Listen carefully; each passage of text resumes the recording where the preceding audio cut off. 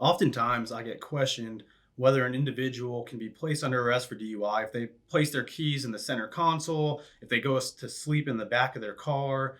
Basically, people think that if they're not in the driver's seat, if the car is turned off, they can't be arrested or convicted for DUI. Do you want to tell everyone about that?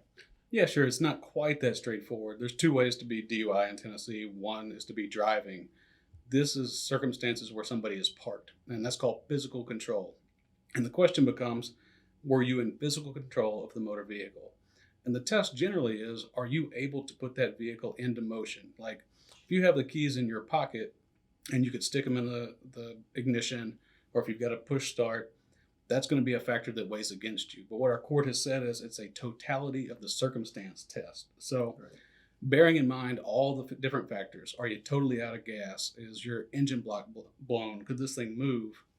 Or do you have the keys in your pocket?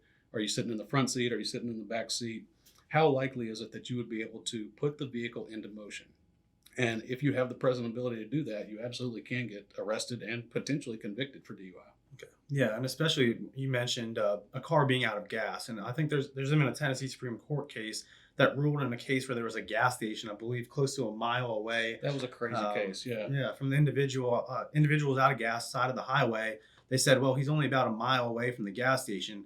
He can fill it up with a gallon of gas, walk to the gas station, back to the vehicle, put it in, potentially still be impaired and drive the vehicle impaired. The court in that case somehow just determined that he was in physical control. Yeah. That gives you a Um, pretty good idea about how far they can take that physical control argument.